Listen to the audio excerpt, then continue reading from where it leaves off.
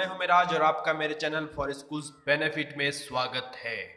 हम सब आज इस अध्याय में बहुत ही बेहतरीन एक्सपेरिमेंट करेंगे और जानेंगे कि मेटल्स और मैग्नेट में अट्रैक्शन से क्या क्या प्रोजेक्ट्स बनाए जा सकते हैं। फिलहाल हमने एक प्रोजेक्ट बनाए हैं और बेहतरीन प्रोजेक्ट्स हैं और ये छोटे बच्चों के लिए बहुत ही आनंददायक प्रोजेक्ट है कि एक हवा में तैरता हुआ पतंग किस तरह हरकतें करता है। इसको बनाने के लिए जो सामग्रियां चाहिए वो हैं धागे और मेटेलिक पिंस और गम, थर्मोकोल, पेपर और पेंसिल, बाइसाइकिल स्कोप और स्ट्रॉन्ग स्ट्रो और मैग्नेट। इसको बनाने के लिए सबसे पहले हम एक पेपर को फोल्ड करेंगे और उसके ऊपर पेंसिल से एक पतंग का आकार ड्रॉ करेंगे और फिर उसके बाद हम कैंची से उस ड्रॉ किए हुए आकार को ऐसा काटेंगे, इस सावधानी आकार से काटना है ताकि उसका ऊपरी सिरा आपस में सटकर ना कटे। इससे ये होगा कि हम सब उसे खोलेंगे तो दो पतंग आपस में जुड़े हुए रहेंगे। ये आगे काम आएगा, मैं आगे का चरण में मैं इसे बताता हूँ। और जब हम इसे सावधानीपूर्वक काट लेते हैं तो हम देखेंगे कि ये एक पतंग जो है वो दो पतंग बन जाएगा। तो ये दो पतंग जो बनेगा, अब हम लोग क्या करेंगे, दोनों सिरों में अपने मनमोहक तरीके से इसके ऊपर हम सब कलर कर लेंगे और उसको कलर करके एक नक्शा दे देंगे कि ये एक पतंग है। इसके दोनों तरफ जब हम कलर कर लेंगे तो उसके बाद हमारा तीसरा चरण ये काम आएगा कि इसके अंदर के हिस्से में हम गम लगाएंगे।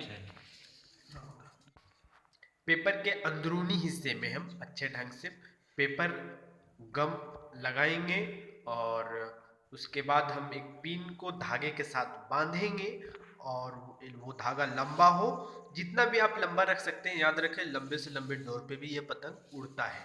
तो उस पिन को लगाने का तरीका ये है कि उसका पतंग का ऊपरी सिरे पे उसका पिन का छोर मिलना चाहिए।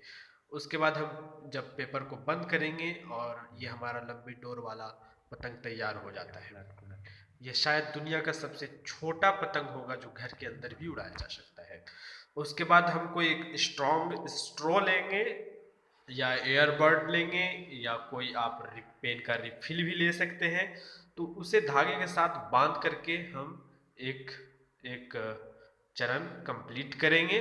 उसके बाद हम इसे थर्माकोल के बोर्ड पे इसे फिट करने के लिए तैयार करेंगे और इसे उस थर्माकोल के बोर्ड पे पिरो देंगे। आप काले रंग का पेपर से बढ़िया होगा कि आप हरे रंग का पेपर भी दे सकते हैं। इससे आपका निचले हिस्सा एक ग्रास घास का रूप ले सकता है।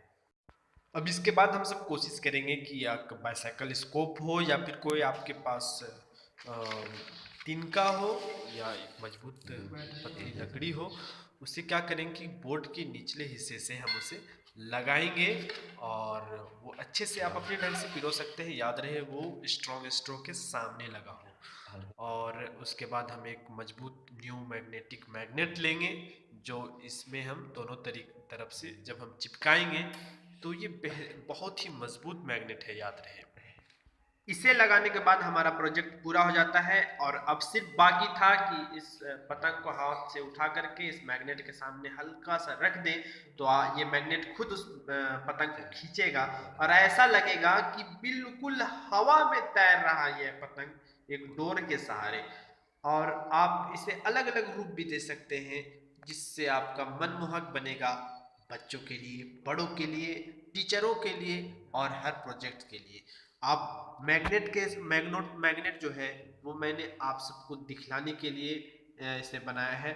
आप मैग्नेट को छुपा भी सकते हैं किसी पतले पेपर के जरिए, या मैग्नेट की जगह में आप पतले पेपर का कोई घर का नक्शा बना ले जिससे लगेगा कि वो पतंग आपके पेपर के घर के सामने वो उड़ रहा है।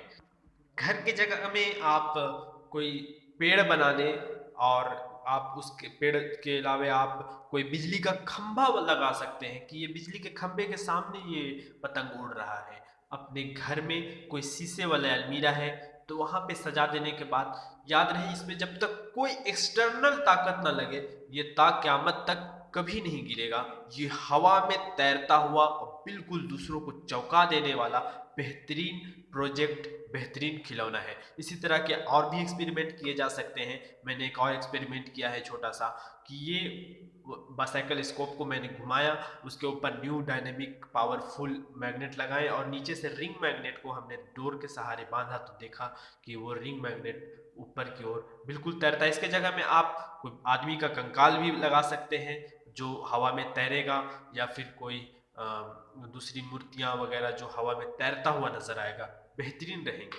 इसी तरह के प्रोजेक्ट को पाने के लिए और इसी तरह के वीडियोस को पाने के लिए हमारे चैनल को सब्सक्राइब करें, हमारे वीडियोस को लाइक करें और दूसरों तक शेयर करें, और कमेंट बॉक्स में बताएं कि हमारा वीडियो कैसा लगा।